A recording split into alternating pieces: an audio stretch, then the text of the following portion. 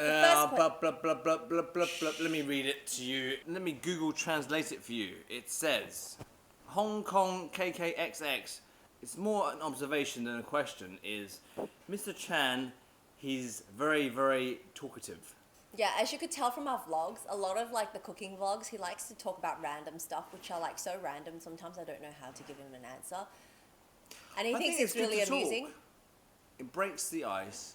It makes for easy watching.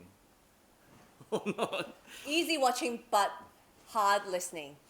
Now what happens is, especially when we're working with people for the first time, in a new program, a new environment, I think it's good to talk, and then you kind of bring people closer.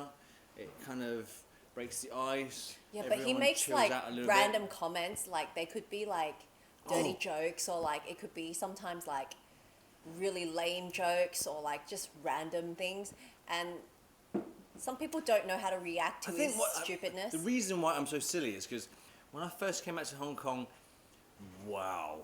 15 years ago, and when I first joined TVB, I was really hesitant to speak. You don't know what to say.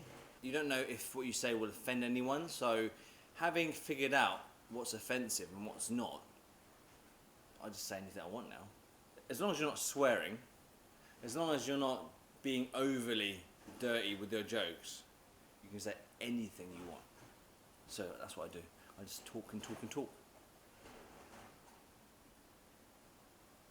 So basically, when we were both working at TVB, we didn't always film together. I would be like in the makeup room or like in the costume department, just walking around, and then crew, or it could be other presenters or actresses, would come up to me and say, "Hey Sarah, what's wrong with your husband?" Has he not taken his medication? What's happened to Jason? Why does he talk so much? Is he ever allowed to talk at home? Because he talks a lot at work. And I'm like... Usually... The first time someone came up to say that to me, I was a little bit surprised. Actually, a few people came up to me and said the same thing. And I was thinking, wow. So I went home and asked him, dude, what's wrong with you? Why do you talk so much? What's happening at work? Why are you talking so much? Yeah. I don't know why people think that. If you talk too much, people automatically assume that at home you're not allowed to talk, or you're under the thumb. I'm not. I do what I want. You do what you want too. And you talk a fair amount too. Not that much. Not as much as you when I'm working. Maybe, you just keep talking. Maybe because my roles are so small, there aren't enough talking parts. Yeah, maybe. So I'm going to talk some more. Take that. I want to swear now. So I'll just talk and talk and talk.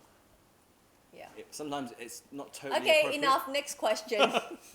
But you just Next question. And talk Next some more. question. Some dirty jokes. If you can break the ice for everyone, then that's cool, right? But sometimes you just make it awkward for everyone. Some people don't know how to react to your jokes. They're like, because it's so lame. Next question.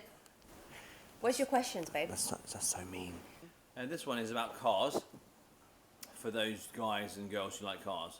My first car ever was the Megane 265 RS 265 Renault. A French car. Not particularly popular with guys in Hong Kong because it's not German. It's a bit niche, but loads of fun. I chose that car because it's manual, it's a hatchback, it's fairly practical, it's got a big boot, and it's a bit nippy. And this question is, the Megane RS 280, is it worth buying? And it's from Andoscom. I don't know actually, because I've not driven it. But apparently, according to reviews online, the RS 280 has now broken the record for front-wheel drive hatchbacks at the Nürburgring, so it's a bit fast. But it's still French, so for those of you who don't like French cars and only buy German cars, probably not. Because resale value is a thing in Hong Kong, right? Yeah. It probably applies to nowhere else pitiful. in the world. Yeah, but in Hong Kong, if you're not driving a German car, the resale value really hits a rock bottom when you try and sell it. Like Jason's Megane. It was naff. Yeah. I had it for 3 years. Yeah, and really good condition. It lost half its price, so... More than half. Yeah. The RS 280, I think it's quite a good buy because it's not particularly expensive. I think it's about 400 odd thousand. I don't know. It's about 400,000. For that kind of price, there's not much choice. Yeah, and in terms of the Megane, I think it was a pretty good first car for Jace. Like, I enjoyed that car. Not that I was able to drive it, but it had a really big boot. Yeah. Yeah, and the RS280 now comes in automatic, so Oh. for those of you who want to share it with your wife. What a joke. Share it with your wife. You can try it. So who cut Damon's hair with a rice bowl? But, strictly speaking, there was no bowl involved in the cutting process. I used those buzzers and I buzzed his hair for about 45 minutes. I did it. It was me, Missy. Yeah. I have to give him a huge round of applause because he is so picky. He's so particular about the hairline being completely straight that he would like sit there and kind of like try and fix it, like all the sides and stuff. Like you're sculpting a statue. But then whenever he makes a mistake, he keeps pushing the hairline higher and higher. So the first time he cut it, Shorter and Damon's shorter. hair was like... And me and my mum and our helper were like, oh no, poor Damon. But then when the hairstyle kind of grew out a little bit, when it got a bit longer, it was really adorable. I think it's quite cute. I don't really think it's super ugly. People have commented saying like his hair's It's ugly a bit quirky. and why we cut his hair like that. A lot of people have those undercuts and the kids, yeah. all sorts of different styles for their babies. I think it's a bit much. It's a bit too much effort. So I don't want to take him to a salon to have his hair cut by some hairstylist for like an hour and a half. It's totally unnecessary. I don't think what I did for his hair was amazing, but it works. He's just a baby. This is the first time he has admit saying that his haircut is not amazing, because whenever we mention it at home, he's like, it's amazing, it's the Amazing. best. And when you have that cute a face, who cares about the hair? That's true.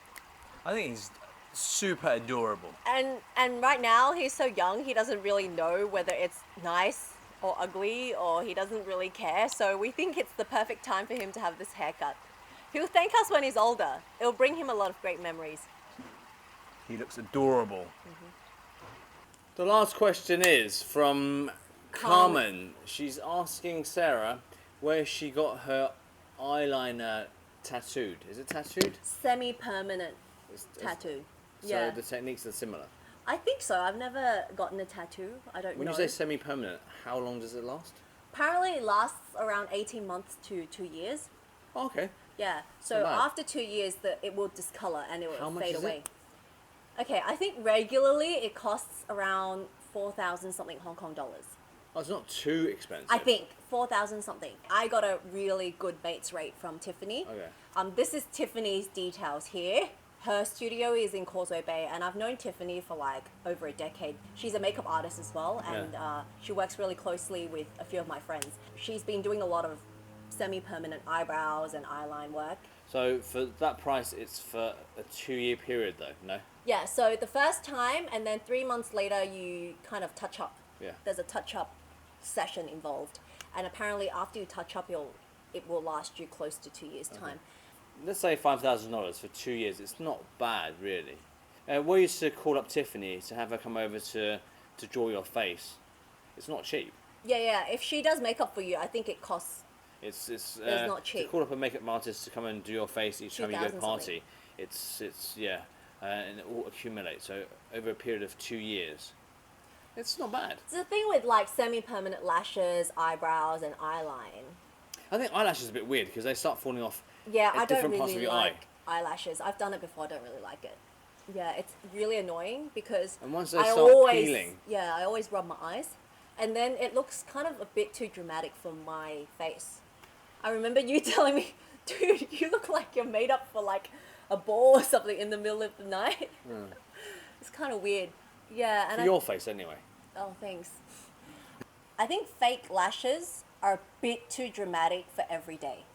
Yeah. And if you keep seeing yourself with really dramatic lashes all the time, then when you don't have it, you'll just be like, you feel really bare, Naked. naked. But if you do a really light eyeliner like myself now, it doesn't have that dramatic effect, but it Yeah. kind of, It's not so apparent. yeah, but it kind of makes you look a little bit more awake.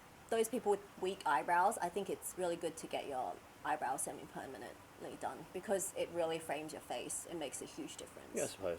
Yeah. But lashes, I'm a bit, hook you up with Tiffany. You can call her up and say Sarah and Jason recommended it. I'm not sure what sort of discount she'll give you guys, but I'm sure she can work something out, I guess. You probably won't get the mates rate I got off it. Also, I think how permanent it is, how long it'll last, it depends on your skin type. So it might last 2 years.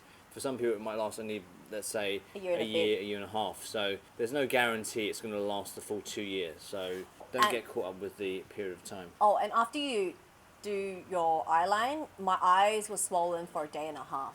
Yeah, so don't do it before you have a ball. And make sure you don't wear makeup that week. Yeah, and don't go swimming. I have really sensitive eyes though. This is not an ad for those of you who visit Tiffany and ask her to do work for you. We don't get any of that, so... Yeah, whether I promote her or not, she's still going to give me the mates rates. Maybe you should get them done. I'll do some... Maybe like, semi-permanent like moustache. Yeah, a goatee. Goatee. For 2 years. Or like maybe sideburns. Oh, for 2 years. Yeah. It's nuts. All right, we're going to go swim now, so